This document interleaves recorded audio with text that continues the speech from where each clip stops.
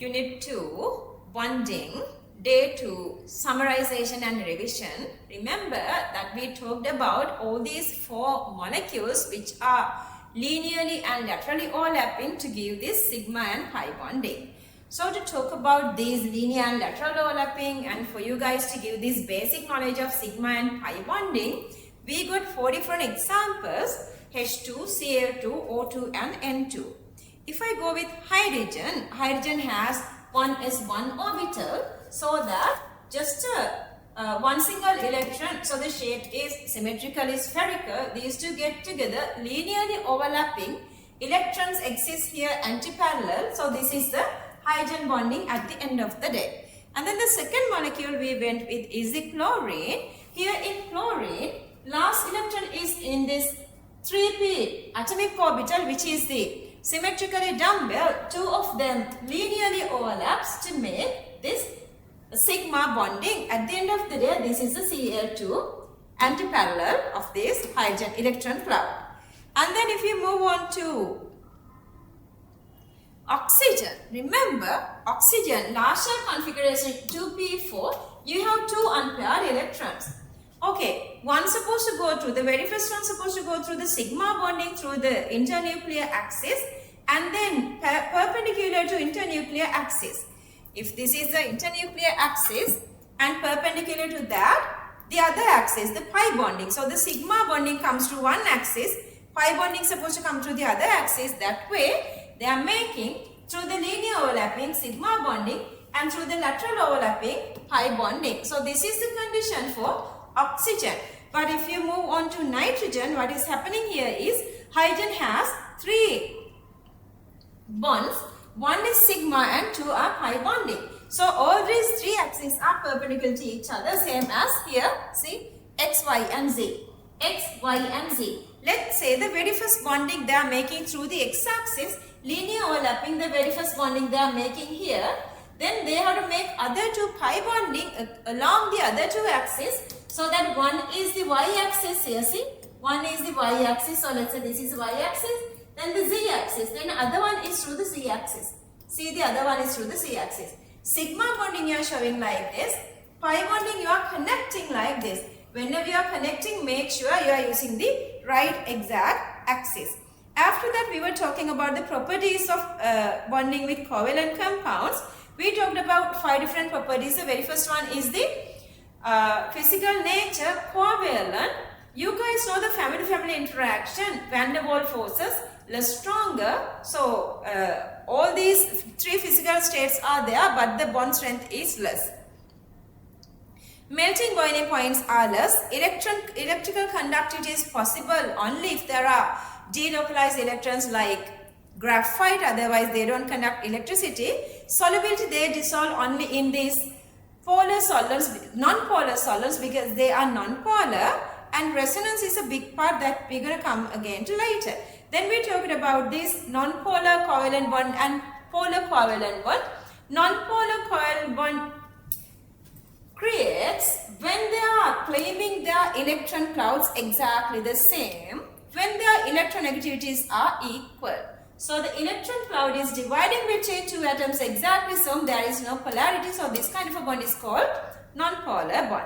So if you go with the polar bond, in there, electronegativities of these 2 atoms which is participating for make covalent bonding are different. So that the one which is having higher electronegativity claiming more the electrons, so that electron cloud is stronger, so that gets a partial negative charge. The other side having less electrons are getting partial positive charge. One of the real example I have taken is HCl, hydrogen, less electronegative 2.1, chlorine, more electronegative 3. So that to the chlorine's direction, electron cloud is moving. At the beginning, hydrogen 1s, chlorine, one single electron, spherical shape, symmetrically spherical, chlorine, symmetrically dumbbell. At the end of the day, they make this linear overlap, this sigma bonding, and then they exist like this. But then the problem here is chlorine is more electronegative, so it drags electron toward itself, so it creates the delta minus and delta plus.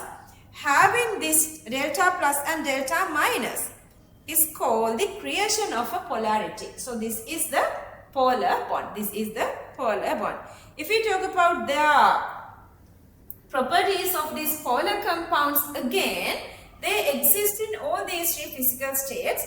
But now since they have these even partial, still they have negative positive poles. So that what happens is now their attractions are greater, like negative attracting to plus, positive attracting to minus, and so on. So that melting boiling points are little greater comparing to non-polar compounds. Electrical conductivity is possible depending on the situation, like let's say HCl or let's say vinegar CH3COOH covalent, but when you add water during the polarity of medium, they get ions, so they conduct electricity. Solubility, since they are polar, they dissolve both in polar and non-polar solvents. Okay, then the next part, little was challenging. We were talking about this new part is the coordinate bonding. Here, during the coordinate bonding, what happened is, you guys know the normal overlapping, normal sharing, normal covalent bond. One orbital is supposed to have one single electron, and then the other orbital is supposed to have another electron. So they overlap with each other through linear or lateral, then they are making the bond. But here the situation is different. One supposed to complete the octet, plus supposed to have even one least lone pair. The other one are unable to complete the octet, plus it's supposed to have empty object which can take electrons in. So that this one is given electrons away acting as a donor. This one with the empty orbitals, less lack of electrons are acting as a receptor. At the end of the day, they are making this dative bond. I have taken a couple of examples. How do you represent the dative bonding? You are drawing an arrow going from lone paired one, the donor to receptor. At the end of the day, this lone pair represents a dash here. This lone pair represents a dash here. Whoever given electrons away gets a plus charge. Whoever taken electron in gets the minus charge. So this is the dative bonding. We did a couple of different examples. I would show you guys one single example here. That is the bond between ammonia and BF3. Ammonia, nitrogen, complete the octet. Nitrogen has one lone pair on that, acting as the donor. BF3, on the other hand, lack of electrons and has empty orbitals, so they can reach electrons to complete get electrons to complete the octet. So that this already has 6 electrons, ammonia has 8 electrons. Sharing is okay for ammonia, even it's sharing, its feeling of these lone pairs onto nitrogen is still there, so that nitrogen's octet is already conserved. But BF3 needs this electron, so it is sharing.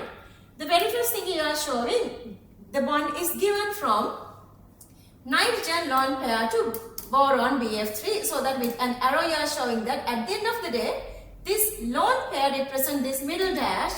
Nitrogen given electrons away gets the plus charge. Boron taken electron gets the minus charge.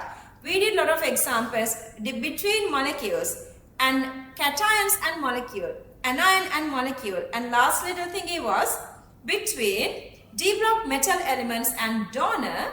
If the receptor is the D block metal, donor is called the ligand. And also we talked about what is the Lewis acid and Lewis base.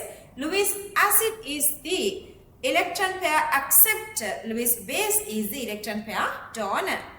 And after that we talked about this ionic bonding. Ionic bond is the one which is making between exact negative charge and exact positive charge. These are not partial. Our best example I have taken is sodium chloride. Sodium given 1 electrons away makes sodium plus and reaching near electron configuration. By taking that electron, chlorine goes to Cl minus argon electron configuration. Now see, chlorine and sodium are having definite plus and minus. These are not partial. Total charges, so that between them they are making this very strong electrostatic interaction. So that with this stronger electrostatic interactions, their interactions way stronger, so that remember all those ionic compounds are existing as what? As solid. That's because these interactions are really stronger. Unit 2 bonding is very easy, still challenging, little complicated, but it's awarding you more than 10 marks for your final exam. Keep it up, keep your good work. We did exactly same sort of a set of summarization for Unit 1. If you go through only that, you can save like 12 weeks timing so that you can memorize and refresh your knowledge again. Keep it up. And remember that you cover your syllabus on time, so that if you cover the syllabus like let's say 6 months ahead of time, then we can do a lot of questions as well.